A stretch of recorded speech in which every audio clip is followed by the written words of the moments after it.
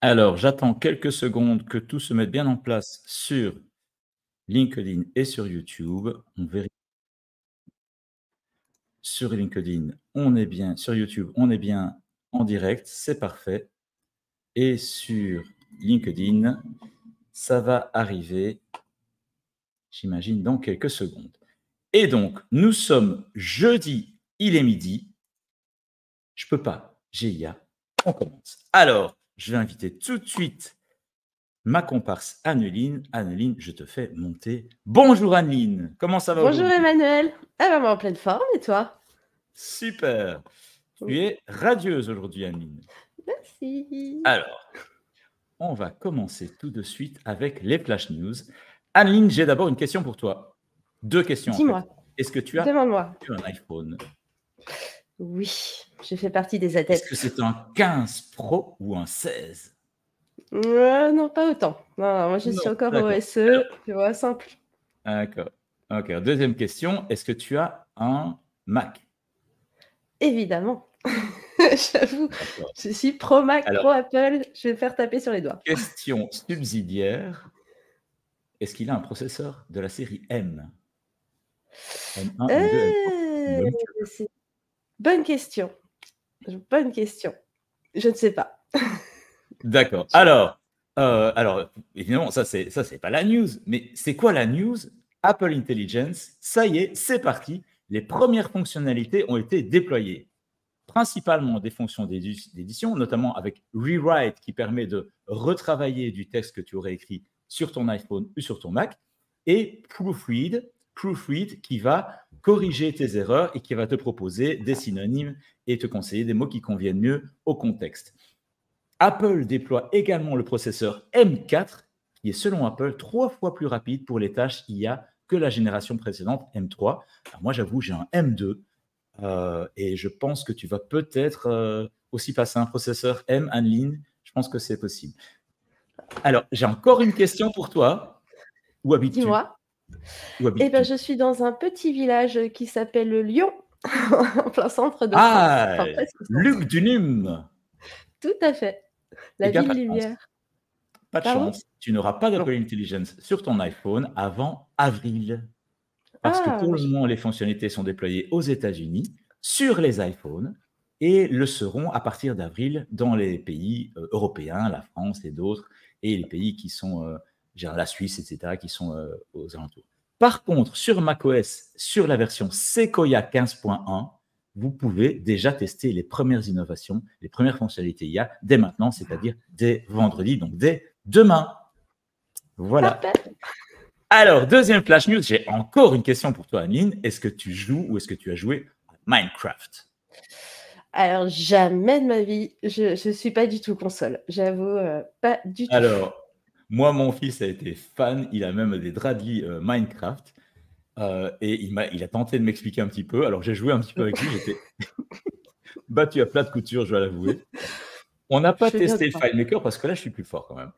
Eh bien, figure-toi que Claude, tu connais Claude? Bien sûr. Voilà, mon copain Claude 3.5 Sonnet, eh bien, lui, il joue à Minecraft.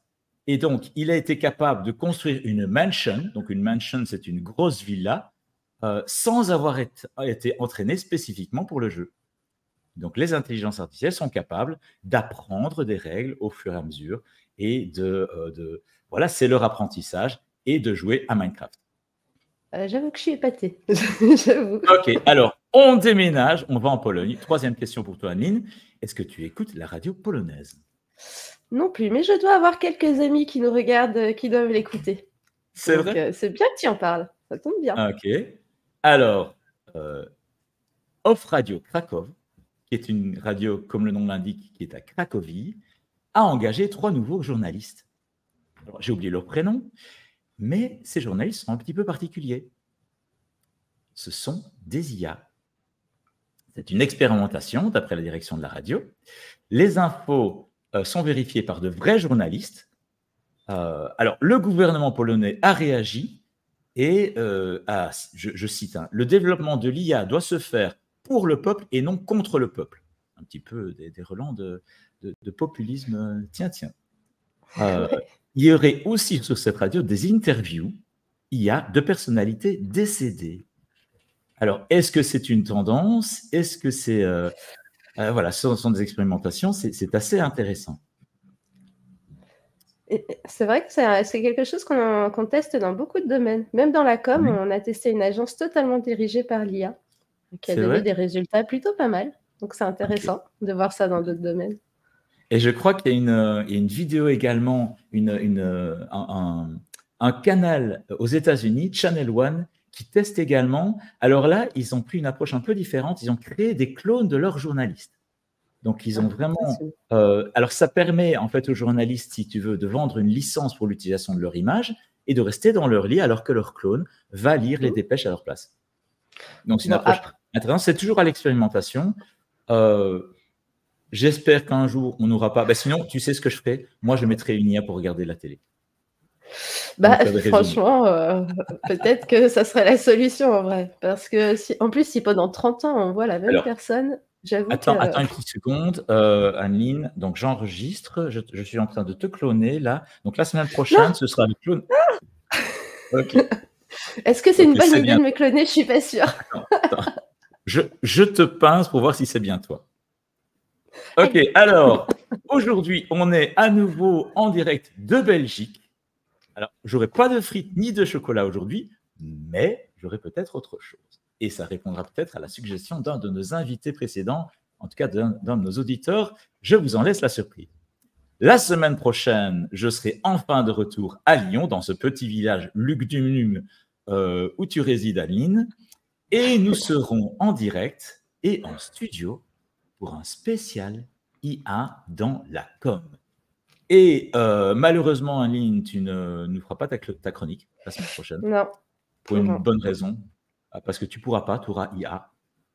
Tu seras mon invité principal pour débattre du sujet dont tu es experte, c'est la communication.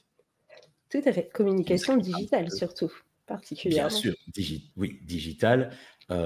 C'est tellement maintenant dans nos gènes, quelque part, qu'on oublie parfois de le mentionner. Mais c'est vrai, ce sera la communication digitale qui est ta grande spécialité.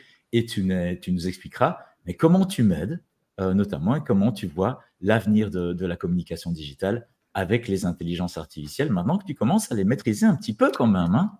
Tout à fait. Ok, alors, la question, merci. La question du jour qu'on a posée à Claude, c'est la suivante. L'IA est infaillible, idée reçue, alors est-ce vrai? Qu'est-ce que Claude nous répond? L'IA n'est pas infaillible. La réalité des erreurs est limite. L'IA fait des erreurs, parfois spectaculaires, et voilà pourquoi. Les sources d'erreurs de l'IA sont des données d'entraînement qui sont incomplètes ou biaisées, des situations imprévues qui sont hors du cadre d'apprentissage, des bugs dans le code ou dans la conception. Et donc, là, petit commentaire de moi-même, MDLR, les données d'entraînement complètes et biaisées, effectivement, ça, on le sait. Et c'est pour les humains, c'est la même chose. Si tu n'as pas appris quelque chose, tu ne vas pas pouvoir réagir sur ce sujet. C'est normal. Et là, tu es susceptible de faire des erreurs. Situation imprévue, donc quand on sort du cadre d'apprentissage, des choses qui ont été apprises aux IA dans le cadre de leur apprentissage, on a une IA qui va être perdue, qui va aussi faire des erreurs. Évidemment, les bugs, on n'est pas exempt de bugs, même dans l'IA. Et donc, il y en a dans le code, et parfois des codeurs, ou des IA qui auraient codé des parties elles-mêmes d'elles-mêmes, quelque part, qui se seraient trompées. Voilà, mise en habit. Quelques exemples d'échecs notables, et j'ai vérifié, ce n'est pas des erreurs. La voiture autonome d'Uber qui a été impliquée dans un accident mortel, enfin Uber, pas Uber Auriol, Uber, et ça c'était en 2018. Donc tous les constructeurs de véhicules automobiles ont été contraints de revoir leur copie, de vérifier tout leur logiciel. Le chatbot Tide, dont je vous ai déjà longuement parlé, de Microsoft, qui est devenu rapidement offensant et raciste en moins de 24 heures suite à des attaques coordonnées de personnes qui étaient mal intentionnées. Et enfin, des systèmes de reconnaissance faciale qui ont accusé à tort une personne de vol, et ça s'est passé à plusieurs reprises aux États-Unis. Les conséquences pour les entreprises peuvent être des pertes financières, une atteinte à la réputation, des problèmes juridiques et éthiques. comment gérer ces risques en faisant des tests rigoureux en environnement contrôlé, en mettant en place des systèmes de surveillance en temps réel et en planifiant des scénarios de gestion de crise. Donc, Claude conclut en disant « L'IA est un outil puissant mais imparfait et notre responsabilité est d'anticiper et gérer nos limites, ses limites à l'IA. » Et Claude nous pose cette question, comment votre entreprise gère-t-elle les risques liés à l'IA? Quelles mesures de sécurité avez-vous mises en place? Alors, je me tourne vers toi, Anneline. Ah, tu es là, pardon. Une réaction peut-être? Ça serait une bonne enquête à faire, moi je pense, pour avoir des statistiques pour une prochaine chronique. C'est vrai que moi, ce n'est pas quelque chose auquel je suis confrontée, puisque je travaille solo et de chez moi ou dans des bureaux. Mais j'avoue que je serais curieuse de savoir quelles sont leurs solutions. J'avoue. Ok, très bien. On va passer à la démo. Alors, la démo, ce sera sur un logiciel dont je vous ai déjà, enfin, un outil d'IA dont je vous ai déjà parlé, c'est Flux One. Je vais, voilà, vous montrer, vous partager ma fenêtre immédiatement. Hop.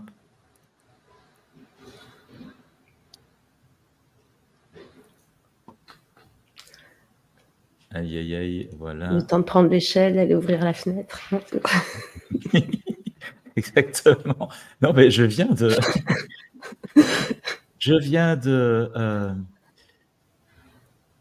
Voilà. Ah non, non, non, non, non, non. Ok. On n'a que des problèmes techniques ce matin, excusez-nous. Mais oui, c'est terrible. Déjà, il y a des jours comme ça. Peut-être que voilà, c'est parce que demain, c'est le 1er novembre. Je sais pas. Peut-être. Ah ben voilà, je crois que ça marche. Ça marche. Est-ce qu'on voit mon écran? Je pense que oui. Et donc, vous voyez ici la plateforme Hugging Face, que vous connaissez peut-être, donc je vous ai parlé aussi. C'est une plateforme qui a été créée à New York par 3 Français et qui est une plateforme open source. Et donc, Flux One, dont je vous ai parlé, c'est une IA de création d'images qui est en open source. Et donc, voilà, je vais me loguer sur la plateforme. Voilà, donc j'ai déjà mes identifiants. Donc, si vous n'avez pas encore de compte, vous créez un compte, vous suivez donc dans Sign Up et vous suivez la procédure qui est maintenant connue, qui est un peu identique à tout ce qu'on voit. Ici, sur Hugging Face, qu'est-ce qu'on va faire? On va aller dans les Spaces, ici, et on va aller chercher Black Forest. Black Forest, c'est l'entreprise qui a créé donc Flux One. Je vais chercher Flux One Dev. Vous avez Flux One Schnell, qui est la version rapide, donc moins performante, et la version Dev, et c'est la plus puissante. Voilà. Et je me retrouve dans une petite fenêtre ici où je peux prompter. Et donc, j'ai quelques exemples ici. Donc, je vais demander « A tiny astronaut hatching from an egg on the moon ». Et on voit directement le résultat qui avait été déjà prêt. Je vais essayer d'agrandir un petit peu pour que vous voyez mieux. Voilà. Est-ce que ça fonctionne? Oui, je pense que oui. Je suis sûre qu'Armstrong aurait adoré. Ah oui, ça aurait été peut-être un peu plus agréable que le voyage en fusée. Hein, voilà. Bon, ici, je vais prendre le deuxième exemple, a cat holding a sign that says « Hello world ». Et on va faire un petit test. On va demander à Flux One de nous faire, on va le prompter en français, un chat qui tient une pancarte disant « Je peux pas, j'ai IA ». Bah oui, hein, pas de circonstances. Voilà, alors ce qui est intéressant, c'est que, alors là, vous ne le voyez pas, il faut que je réduise un petit peu. Vous voyez donc à droite, vous avez des informations. Donc, on attend un GPU, donc un Graphic Processing Unit, sa disponibilité, et puis on en atteint un, et on voit en fait le processus exact qui se passe lors de la création d'une image dans un outil de génération d'images. Donc, on part de bruit, et puis on va affiner, vous allez voir, le chat, la silhouette du chat qui va vous la voyez déjà. Alors, au niveau du texte, je voulais montrer que Flux One maîtrisait bien le texte, mais là, il a un petit peu dérapé. On va recommencer. en donnant un texte beaucoup plus simple. Bonjour. Voilà, on va recommencer le process. Donc, à nouveau, donc, on a ici, vous voyez, on attend qu'un Graphical Processing Unit soit disponible et puis on va l'acquérir pour réaliser notre tâche. Voilà, donc on part du bruit et on va voir petit à petit les contours et les détails du chat, j'espère en tout cas que ce sera un chat, qui tient la pancarte. Ah, oui, ça a l'air d'être un chat, hein, c'est pas un lapin, ça. Et je crois que là, il sait écrire, le chat. Voilà. Et donc, en fait, ça pour vous montrer aussi que, vous voyez, pour des mots simples, en tout cas, parce que je ne peux pas Egea, c'est un peu trop compliqué pour lui, mais pour bonjour, ça c'est simple. Et le chat, il arrive à écrire bonjour. Vous voyez le détail, la finesse de l'image. On va essayer un autre prompt aussi. Mais là, vous voyez, je voulais vous montrer, c'est clair que même Midjourney, jusqu'il y a peu, avait beaucoup de mal à traiter le texte. Et là, Flux One le traite quand même assez bien, sauf quand tu lui demandes voilà, je peux pas Egea, là, il est un peu perdu. Alors, Anine, écoute, voilà, j'ai encore une question pour toi. Qu'est-ce que tu veux que Flux One nous... Est-ce que tu peux détailler une photo que tu aimerais voir réalisée par Flux One? J'aimerais voir un plongeur dans l'océan en communion avec une baleine. Puisque je suis adepte de plongée, alors je garde, tu vois, mes petites préférences. Je ne suis pas très surpris. Et donc, une image photoréaliste HD d'un plongeur au fond de l'océan ou dans l'océan? Au fond de l'océan avec une baleine, en communion avec une baleine. Tu vois qu'il y a un échange entre la baleine et le plongeur. Fantasme de tout plongeur, j'avoue. Une baleine. Mais je suis quand même épatée là par Flux parce que les derniers essais que j'ai pu faire avec DALL-E, par exemple, le traitement de texte, c'était pas ça. Ah non, DALL-E. C'est une vraie catastrophe, on est bien d'accord. Même dans Perplexity, je pense que Perplexity s'appuie sur DALL-E et quand tu veux illustrer une page Perplexity avec une image créée dans Perplexity, franchement, c'est pas génial. Au niveau du traitement du texte, en tout cas. Voilà, et donc est-ce qu'on va voir je crois que je vois déjà la baleine qui se dessine. Mais ça rappelle d'ailleurs les fonds de l'océan, parce que au fond, c'est pas noir comme certains pensent, mais c'est quand même assez sombre, assez bleu, tu vois, et on a cette dégradé de couleurs et de lumière quand on est sous l'eau. Ça me donne envie d'aller plonger. Alors, la baleine est devenue un dauphin. Écoute, ça reste un animal marin. Au fond de l'eau avec le plongeur, on est pas mal. C'est quand même pas mal, hein, on est pas mal là. Et la je qualité, pense qu'on va la sauvegarder. On va la sauvegarder, j'ai demandé du HD. Alors, à une autre occasion, je vous parlerai aussi d'upscaling. Vous avez peut-être vu dans un de mes posts que David, vendredi, m'a demandé comment créer une image haute définition avec Midjourney, parce qu'il n'arrivait pas à une définition qui était suffisante pour ses besoins. Et je lui ai parlé d'upscaler, je lui ai créé une page qui expliquait ce que c'était qu'un upscaler et une comparaison de meilleurs outils. Avec Perplexity, j'ai créé ça en 5-10 minutes. C'est assez fabuleux. Donc, je reviendrai sur Perplexity pour vous montrer un petit peu le processus et la manière dont on peut organiser ces pages. C'est une demande qui m'a été faite par nos auditeurs et donc j'y reviendrai dans un prochain live. Voilà. C'est tout pour Flux One pour le moment. Je voulais vraiment vous montrer comment ça fonctionnait, comment arriver à Flux One, parce que le parcours n'est pas hyper simple. Hein, c'est pas comme ChatGPT, on tape ChatGPT et on est dessus. Et puis, pour vous montrer un petit peu comment ça pouvait fonctionner et surtout aussi le process, tu vois, de la création d'images qui est différente en fait au niveau des IA de la génération de texte. Alors, quand je dis, évidemment, je fais toujours le lapsus création d'images, c'est génération d'images, bien entendu. Il ne s'agit pas d'une nouvelle création. Là, on compare, c'est parce que Flux One a des images de dauphins, de plongeurs. Il compare, il les met ensemble et c'est comme ça qu'il construit son image. Mais donc, il part de bruit. Parce que son apprentissage, c'est ça. Il part d'images qu'il va transformer en bruit. Et là, il part de bruit pour redonner des images et il va comparer les contours pour recréer les images régénérées, pardon. Et le lapsus reste souvent pour régénérer ces images. Voilà, c'est tout pour Flux One. Là, je vous partage très rapidement l'app star du jour. L'app star, c'est Genmo qui vient de lancer Mochi One. Mochi One, c'est une nouvelle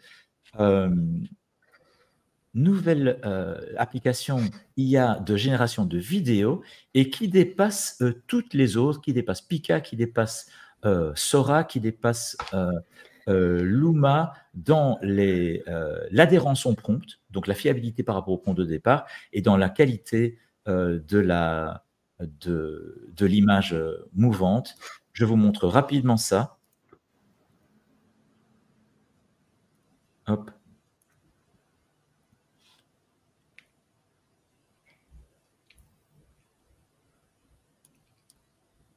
Non, c'est pas ça.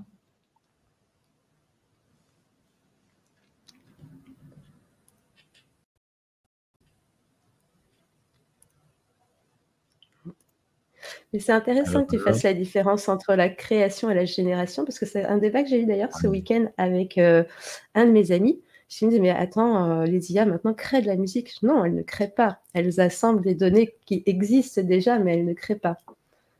Exactement. Donc voilà, une vidéo générée donc par l'IA Mochi One. Voilà, et j'en avais une seconde.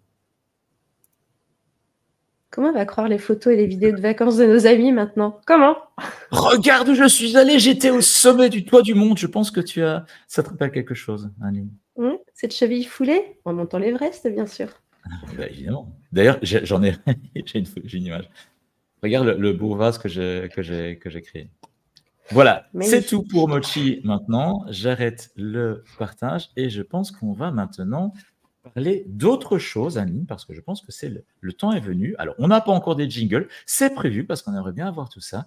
On va maintenant passer à la chronique d'Anneline et on va parler, je pense, voilà, moi je dois aller chez le médecin, mais demain, est-ce que je verrai un humain en face de moi ou une IA?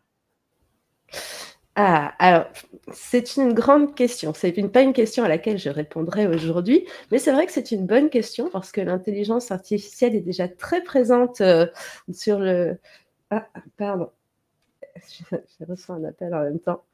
L'intelligence artificielle est déjà très présente en médecine et ne va faire que croître dans les années futures. Par exemple, même pour te faire une idée, on est sur un marché de l'IA en santé qui est à 4,9 milliards en 2020 et on veut arriver en 2026 à 45 milliards par an. Donc, soit plus de 50%, une belle croissance quand même. On a pu noter aussi qu'on comptait en 2020 191 startups spécialisées dans l'innovation et dans l'IA contre 109 en 2019. Donc déjà, on a presque doublé en une année. Donc il y a un vrai intérêt.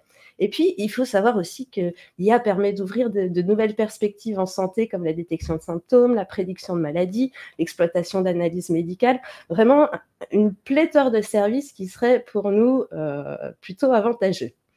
Et puis, la petite cerise sur le gâteau, la France, cocorico, Oui.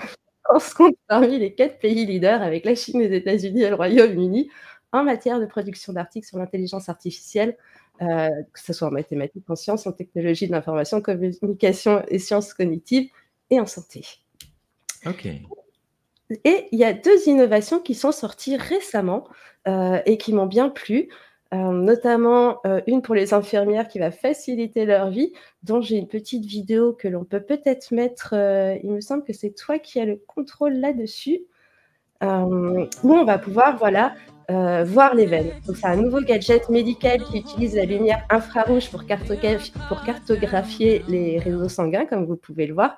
Il suffit de passer le doigt et du coup, n'importe quelle infirmière maintenant pourra accéder facilement à une veine, même chez des patients où parfois c'est un petit peu difficile. On n'aura plus au moins 10 piqûres dans le bras pour trouver la bonne veine. Oui, c'est ça.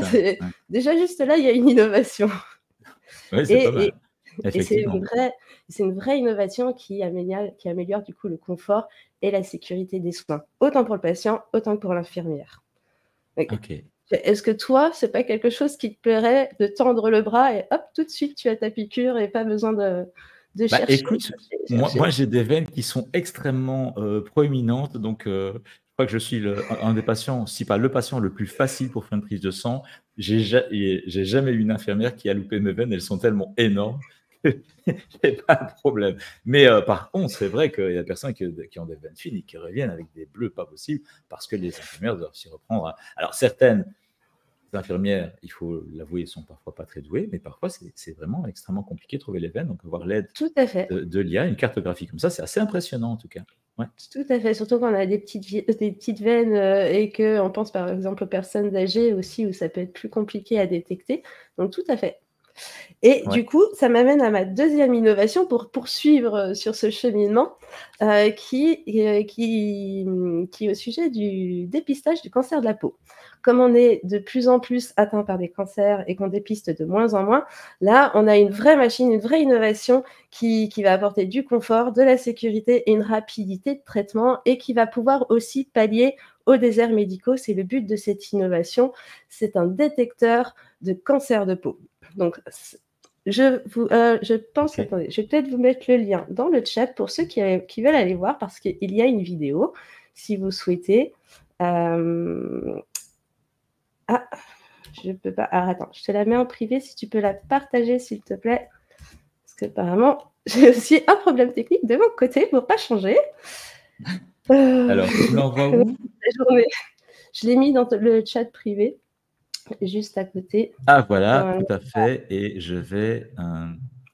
Ah, tu as laissé les Donc, UTM, je vais essayer de pour les ceux qui veulent enlever. aller voir la vidéo, vous pourrez suivre le lien. Mais cette machine se trouve aujourd'hui à Évreux. C'est l'un des 2 seuls centres français équipés d'une machine de Voilà. dépistage du cancer pour la peau, utilisant l'IA et la photographie. Donc là, on a 92 petits objectifs qui photographient la peau de partout, un peu comme quand vous passez les scanners, les IRM, hein, pour rentrer dans une grande machine. Et en fait, elle permet de scanner, de faire une cartographie de la peau entière en 2 minutes, qui est envoyée ensuite à un dermatologue et qui peut donner un diagnostic en moins de 3 minutes, ce qui est quand même énorme. Avant, déjà, pour avoir un rendez-vous chez un dermatologue, on le sait, on attend très longtemps. Après, le temps d'attente, pareil, en salle, le temps du diagnostic, du test, du résultat. Là, non, c'est limite magique. Donc, vous avez, en gros, votre séance vous prend 20 minutes. Les petits objectifs vont détecter les moindres signes précurseurs de mélanome.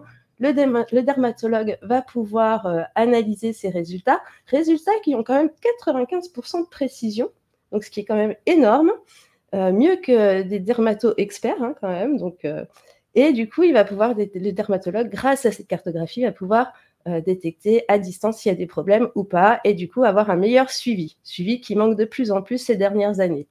Donc actuellement, on a 2 Super. machines en France qui coûtent 600 000 €, et on prévoit d'ici la Chacune. fin d'année, oui, chacune, et oui, et on prévoit à peu près 100 de ces machines dans le monde entier pour la fin de l'année.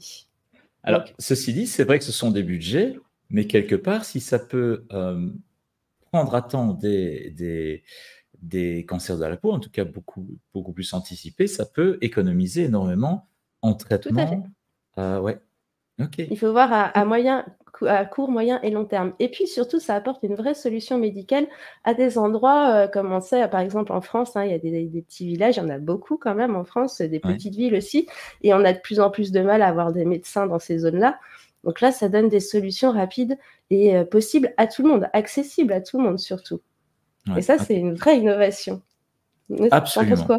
Ouais, on est d'accord? Alors, oui, ouais, absolument. Je pense que c'est à mettre en parallèle aussi la détection des cancers du poumon. Il y a aussi une IA qui est capable d'améliorer la détection des cancers du poumon de la même manière avec un apprentissage sur des millions de radios, ce qu'un médecin ne peut pas faire en fait. Et là, Mmh. on voit la supériorité de l'IA dans la quantité de données qui peuvent être traitées. Pas dans le diagnostic en lui-même, parce que le diagnostic en lui-même doit être validé par un humain, mais dans Tout la à fait. quantité de données à traiter, c'est là que l'IA nous dépasse très largement. Donc voilà, je vous ai mis le lien donc, que tu proposais dans le chat. Ça, c'est une chose. J'avais aussi une question qui m'avait échappé, et c'est une question d'Emmanuel Leneuf qui demandait si les journalistes, j'imagine, de Channel One lisaient les dépêches ou écrivaient un article. pour le moment, ce sont des journalistes qui lisent les dépêches. On peut faire écrire un article par une IA, oui, mais bon, vous connaissez mon opinion sur le sujet. On peut s'en aider, mais pour garder le côté humain et un côté création, comme tu le soulignais fort justement tout à l'heure, Anne-Lyne, et non pas génération, pour le côté création, là, il faut le côté et la patte humaine. J'espère en tout cas que vous préférez nous voir. En tout cas, moi, je préfère te voir en vrai, Anne-Lyne, que, comme je le présentais tout à l'heure, que d'avoir affaire à un clone. Voilà. Alors, on avait promis, mais on dépasse quand même un tout petit peu, mais on a démarré un peu en retard. On a commencé avec un petit peu de retard. On se permet, il me reste 2 petits sujets à aborder. Le premier sujet, c'est la fameuse saga de OpenAI. Et qu'est-ce qui se passe chez OpenAI? OpenAI est en train de finaliser sa transition vers une B Corporation. B Corporation, c'est une entreprise à profit plus traditionnel dans le paysage américain que le format hybride actuel, non-profit, LLC, Limited Liability Cap, etc. Et Sam Altman pourrait à cette occasion laisser 0 part à la non-profit originelle OpenAI. Ce n'est pas gagné, mais c'est une option qui est encore sur la table. En tout cas, depuis son licenciement retentissant il y a près d'1 an, le moins qu'on puisse dire, c'est que Sam a su rebondir. Il a pris un contrôle total sur OpenAI et est aujourd'hui l'un des dirigeants les plus puissants de la planète, puisque OpenAI, même si ce n'est pas une des plus grosses entreprises, c'est une entreprise avec le plus fort taux de croissance, même si OpenAI ne gagne, au contraire, perd encore beaucoup. Et on avait parlé, hein, les gains pour OpenAI sont prévus pour 2029. Et tout ça pour positionner OpenAI en pole position sur le développement de l'AGI, l'intelligence artificielle générale, qui est censée être plus intelligente dans tous les domaines que l'être humain. On pourra en débattre à une autre occasion. Je pense que ce sera un bon sujet également pour une question du jour, par exemple. Et enfin, on termine rapidement sur la méthode de l'IA. Le chiffre du jour, c'est 130. 130%, c'est l'augmentation des dépenses liées aux IA dans les entreprises. C'est un rapport de l'Université de Wharton en Pennsylvanie, en collaboration avec GBK Collective, qui nous en parle. Oui, évidemment, ce sont des données US, mais ça nous montre quand même un intérêt très croissant pour l'IA. Et d'autres données qui ont été mises en exergue par cette étude sont que les utilisateurs d'IA parmi les business leaders, donc les leaders d'entreprises, les utilisateurs hebdomadaires sont passés de 37% des leaders en 2023 à 72% en 2024. Un autre chiffre, et ce sera le dernier, les craintes par rapport à l'emploi ont décru de 75 à 72%. C'est pas énorme. Mais il y a quand même une baisse. Ouais, il y a une petite baisse. Voilà. Eh bien, il me reste à te remercier, Anne-Lyne, de te donner rendez-vous à Lyon la semaine prochaine pour un spécial, avec comme je le rappelle. Voilà. Avec grand plaisir. Et à vous dire bon appétit. Alors, très, très rapidement, voilà, la petite surprise. C'était quoi? Je ne sais pas si vous avez entendu. Et évidemment, dans la précipitation, je n'aurai pas la bonne mousse, mais... J'ai l'oreille affûtée pour ça, j'ai entendu. Voilà. Et voilà, donc je dis santé. Je suis corrigée d'orange, mais santé. Bon appétit à tous. Merci Philippe pour les encouragements. Je vous rassure, c'est une 0%. Et voilà. Nous avons enfin des solutions pour vous, Claudine. Je réponds en même temps aux petits mots à droite, à gauche. J'apprécie. Merci. Merci à vous de nous regarder. Nous soutenir. Merci à tous nos auditeurs. Et on vous dit à la semaine prochaine. Je peux pas. GIA, c'est fini pour aujourd'hui. Salut les boss. Et n'hésitez pas à partager le replay à ceux que ça intéresse.